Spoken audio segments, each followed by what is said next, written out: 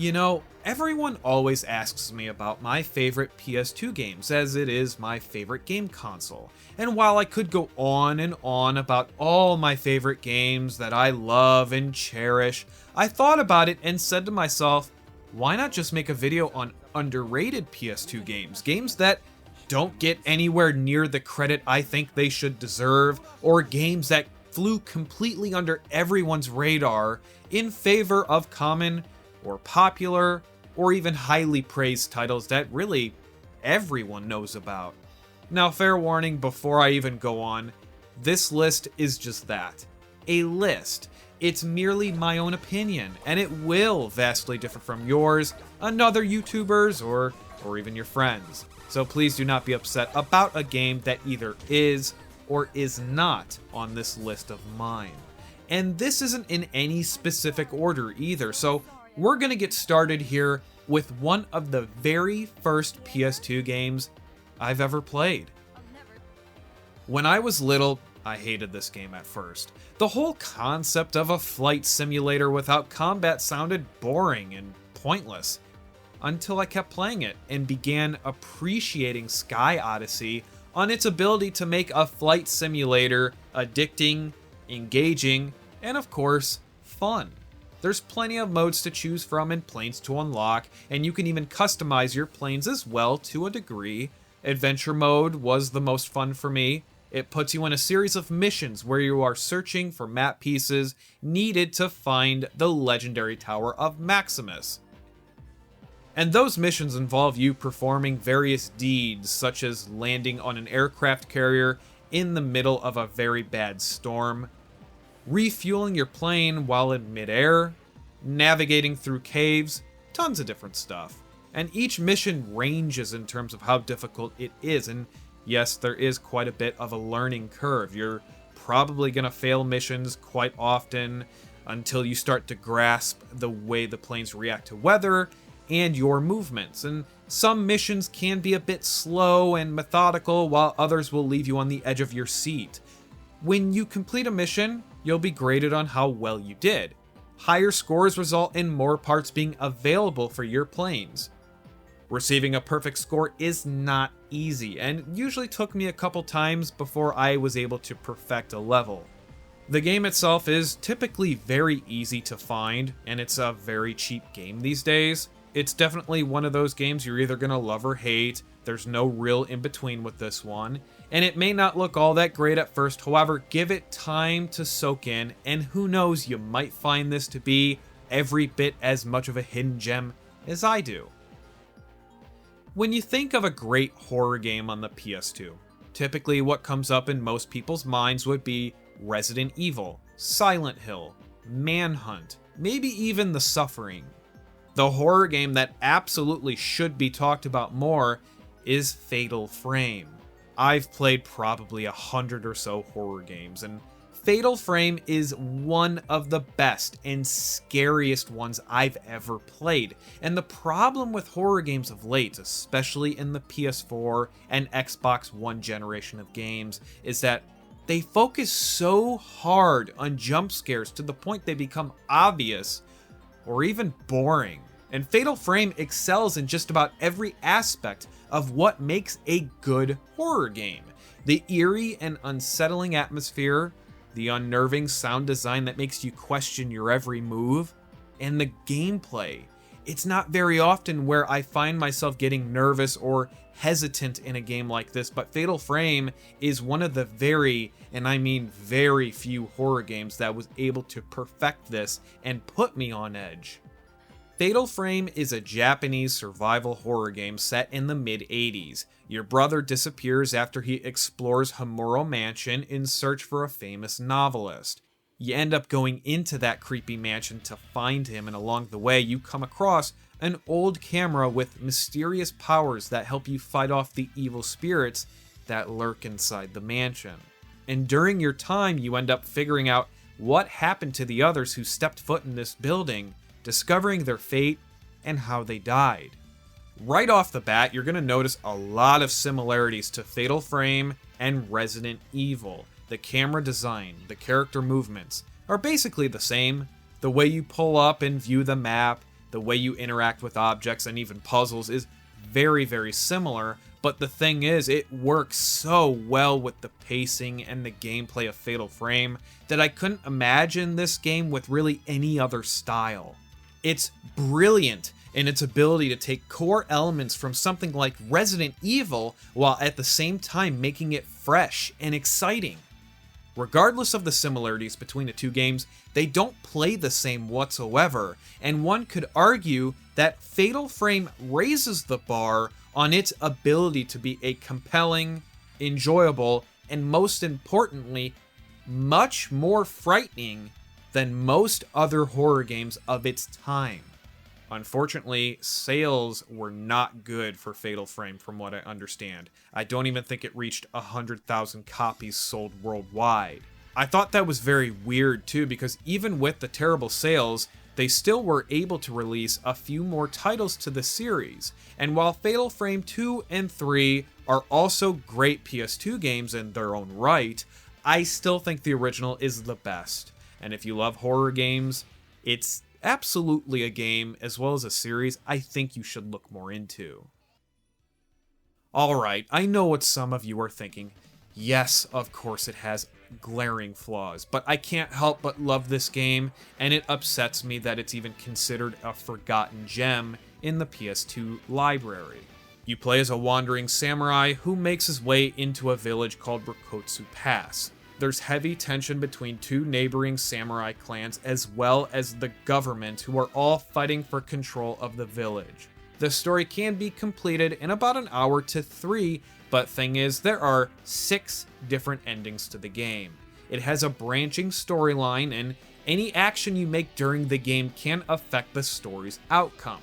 The game has so much replay value even after completing all of the endings. There's tons of weapons to find, movesets to master, character customization options to obtain, and there's even a bonus versus mode where you can fight against a friend or the computer while playing as different people from the game. It's simply put a fun game, and it's damn challenging at times, even if you are playing on the easy difficulty. If you don't master the fundamentals of combat, you can very easily find yourself in a world of trouble. And if you are in fact playing on the harder difficulties, all it takes is one wrong move, or the enemy pulling off a stupid powerful attack, and it's game over. The graphics of this game, well, fine. I'll give in to the fact that they're very dated and not that great, but you can't tell me that the game itself looks awful. The only major flaw with the graphics is that there's a frame rate issue that happens when a lot of enemies are on screen, or even when there's explosions happening in the background, but it doesn't seem to happen very often while playing this on my backwards compatible PS3. Let's be realistic here.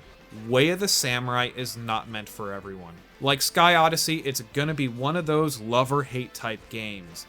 The ones who really love this game really love it and consider it to be a cult classic. There is another Way of the Samurai on the PS2, and while a lot of other fans of the series consider the sequel to be better, I would tend to disagree here. I'm not much of a fan of the sequel, but that's just me. I am a massive fan of the Dark Cloud games, and if I had to pick one to put on this list, it would absolutely, without any shadow of a doubt, be the sequel, Dark Cloud 2. You play as both Max and Monica on their journey to stop Emperor Griffin, who's out to destroy village after village. You find yourself traveling back and forth through time, resolving numerous problems as well as rebuilding the villages that Emperor Griffin has terrorized. The gameplay is that of a dungeon crawler, and no two maps are alike. Everything's completely random, including the number of enemies involved in each level, the treasures that are to be found. Everything is randomized, which helps the game from ever feeling like, oh god, I'm playing the same shit over and over again. The weapon upgrading system has been simplified from its predecessor, which to me was great considering the original was way too overcomplicated, even siding on the obnoxious side of things. I love the difficulty of this game as well. It's not a game where you can just rush around like God mode. You have to learn your enemy, you have to learn how they attack, what their weaknesses are, what their strengths are. You could have the most strong, powerful weapons in the game, but if you get cornered by some high-level enemies, your chances of surviving are significantly lowered. It really is a fantastic game. Excellent, well-written storyline that doesn't ever get stale or jumps the shark, so to speak.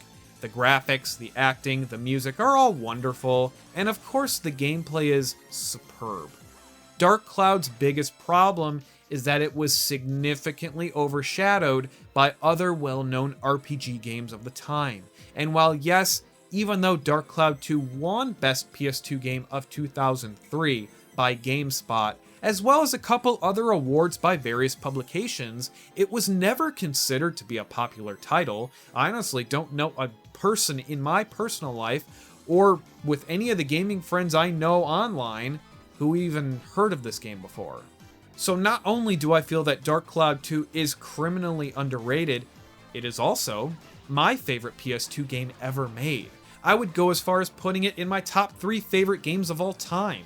I am thrilled that they made a remaster on the PS4, but it's not without some technical difficulties. Nothing too crazy or game-breaking, just some graphical glitches, and the rare sound glitch happens from time to time.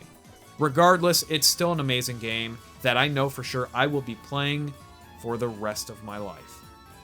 I remember receiving a demo disc for Aiko many years ago when my mom was a manager at the electronics section of Toys R Us. They were giving out demo copies of this game and something else.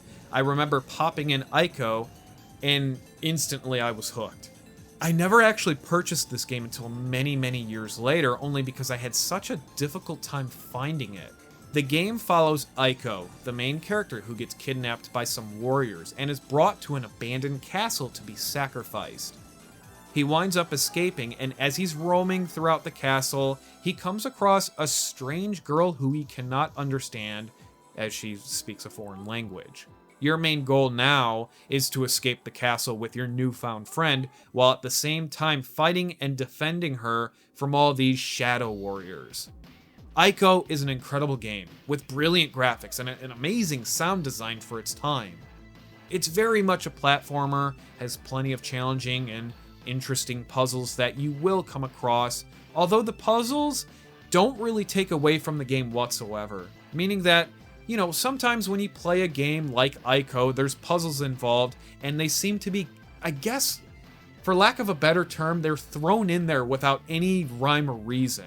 That or the puzzles are just so overly complex that it takes you out of the game.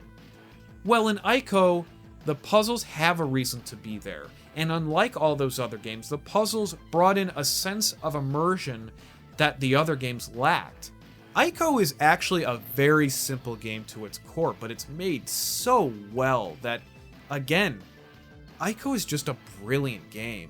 It did win a few awards over the years and even was a nominee for Game of the Year, but even then I have to include this game on my list for one very important reason. Unfortunately for Aiko, the game sold poorly in the US versus the UK and Japanese market. The vice president of Sony's Japan studio who developed Aiko speculated the reason that the sales might have been so poor in the US were due to the American box art and the lack of an identifiable English title. When you compare the box art between the US and UK versions of the game, I don't really think it would have made that much of a difference in all honesty. Either way, Aiko having poor sales in the US is for sure sad, considering how lovely the game is. So that's it, everyone. That was 5 games I would consider to be underrated for the PS2. What do you think? Is there any games you feel I missed? Let me know in the comments section. Also, let me know if you'd like to see any more videos in this format.